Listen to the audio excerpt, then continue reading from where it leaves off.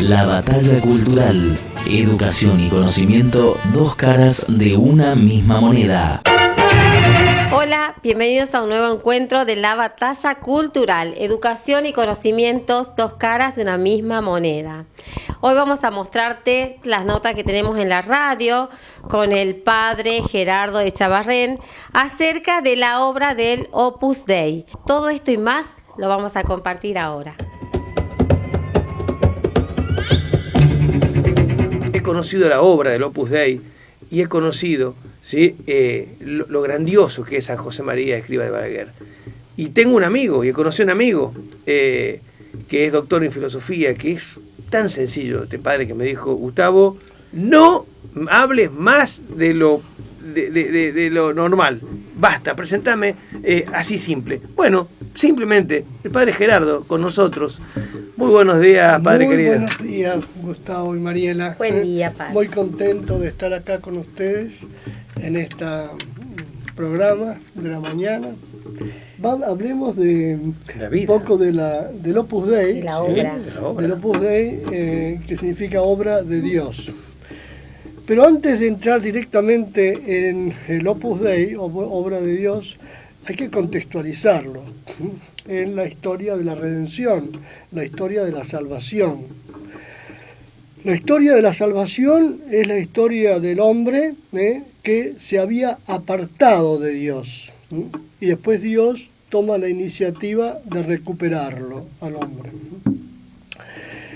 El fin del hombre es el conocimiento, el amor y la vida de Dios. Fíjense ustedes qué cosa más tremenda, que parece algo como demasiado vago, pero no es nada vago. El fin del hombre, la esencia de la vida humana, en el proyecto divino, en el proyecto de Dios, es que vivamos como hijos de Dios, que vivamos el mismo amor de Dios, que vivamos la misma vida de Dios. Es el proyecto. Pero ese proyecto fue frustrado, lamentablemente. Esto es la gran tragedia de la humanidad. Hay que tenerla bien clara. La gran tragedia, el gran drama, el gran mal. El gran mal es justamente la separación de Dios, el pecado, la rebelión, el no haber querido, no haber querido continuar en esa amistad con el Señor, sino haberla traicionado. Ahora no voy a hacer toda la historia, porque no hay tiempo. Entonces Dios ve al hombre caído, que es su hijo, ve al hombre herido, que es su hijo, y Dios se llena de ternura por su hijo caído, por su hijo lastimado, por su hijo degradado. Entonces va a buscarlo y va a rescatarlo y a recuperarlo y a reconstruirlo, porque el pecado nos destruye. Entonces Dios quiere reconstruir lo que el hombre ha destruido. Ese es el misterio de la redención. Y ya sabemos cómo se ejecutó ese proyecto divino. Se ejecutó con la encarnación del Hijo de Dios. Dios es Padre, Dios es Hijo y Dios es Espíritu Santo.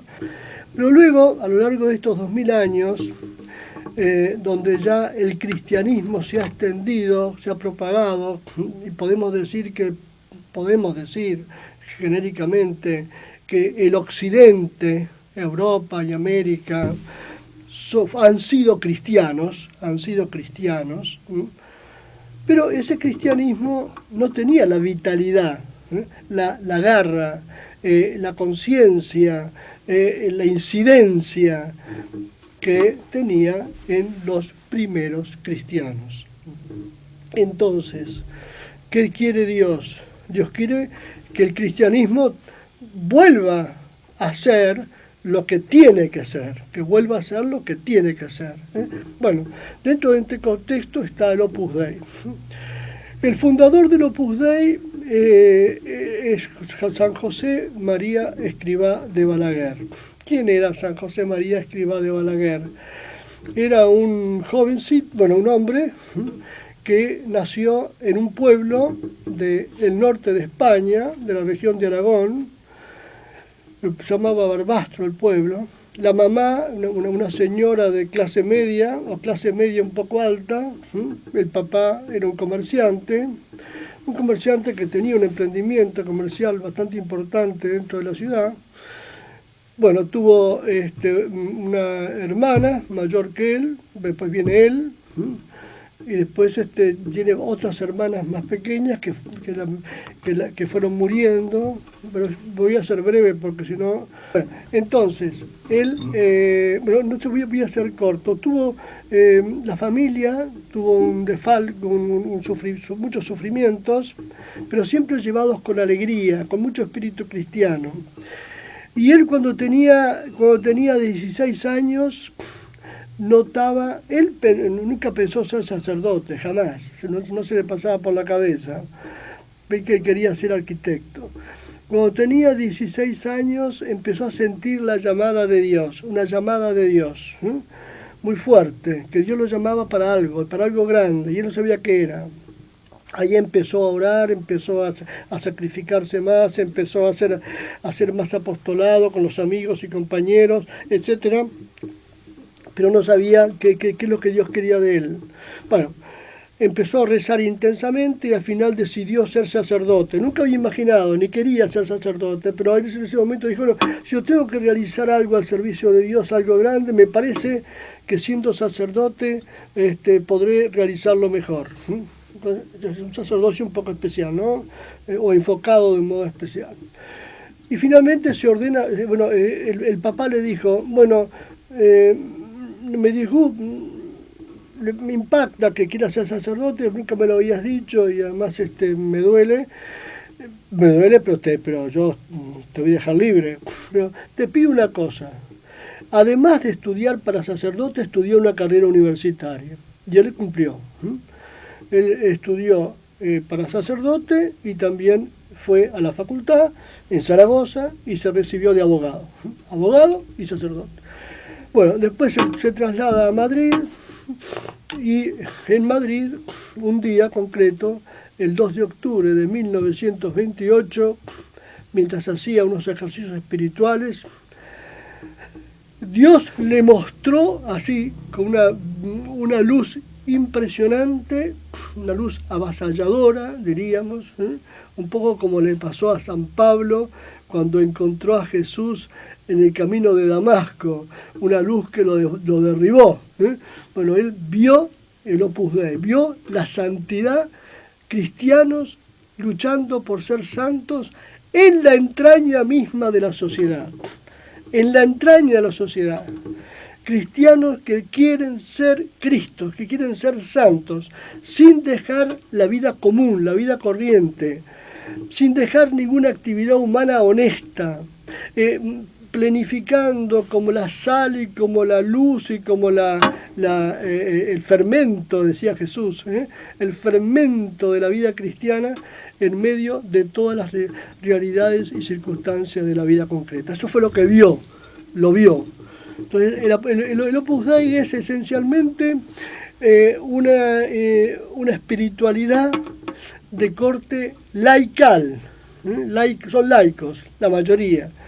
Aunque también en el Opus Dei, como yo, que fui laico del Opus Dei, y no pensaba ser sacerdote, pero llegó un momento en que me di cuenta de que el Opus Dei necesitaba también sacerdotes. Nosotros somos el 2% de la totalidad de los miembros. Entonces le dije a San José María, yo lo conocí, tuve un poco de conversación con él, tuve en muchas oportunidades en grupos de familia, grupos familiares en torno a San José María. Y le dije, Padre, si usted me necesita como sacerdote, yo estoy disponible. Y me dijo, bueno, me dice, te agradezco que me lo digas, pero ten en cuenta una cosa, que en el Opus Dei la vocación es la misma para los sacerdotes y los laicos, que es la santificación en el trabajo cotidiano. Entonces vos podés ser perfectamente santo en el trabajo cotidiano como profesor de filosofía o lo que sea, y también puedes ser santo y vivir la vocación al Opus Dei como sacerdote. Así que no vas a adquirir ningún estatus nuevo por ser sacerdote en la obra. A San José María le costó sacar adelante la obra inmensamente, le costó muchísimo. ¿Por qué le costó tanto? Por varias razones, ¿eh? Primero, por la situación personal de él y de su familia. Bueno, aparte que en la iglesia ha habido también envidias y otras cosas más. Con lo cual, y aparte que en el momento en que la obra nació y creció, había en España unas luchas sociales y políticas muy fuertes, y además había una persecución a la iglesia, un odio muy grande a la iglesia, ¿no? Todo eso lo padeció San José María Escrivá. Y nunca dijo basta. Nunca dijo no puedo, nunca dijo bueno, esto no sale adelante, las dificultades son tan grandes que bueno, yo me achico y me quedo aquí esperando tiempos mejores. No, siempre siguió trabajando, siguió luchando. Fíjense ustedes que hubo un momento en que la persecución a los... estamos en el año 1936, en 1928... San José María vio la obra y empezó a trabajar a favor de la obra, para realizar la obra. En 1936 se estalló una guerra en España, concretamente en Madrid, y ahí hubo una persecución violenta a la iglesia. Muchos sacerdotes y obispos fueron muertos, asesinados.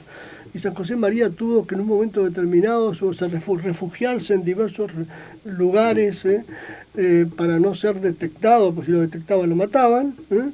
Así que estuvo durante muchos meses, más de un año, escondido. Fíjense ustedes, ¿no? Y sin embargo, siempre intentando formar a sus hijos, seguir desarrollando la obra en circunstancias terriblemente adversas. Recuperó el terreno perdido y siguió desarrollando la obra. Primero en España, después en Portugal, después en Italia, después en Francia, y la obra se extendió en todo el mundo. Ahora está prácticamente, no digo en todos los países, pero en la mayoría de los países del mundo. Vitalizando la vida del mundo, la vida social, con el espíritu auténtico de Cristo.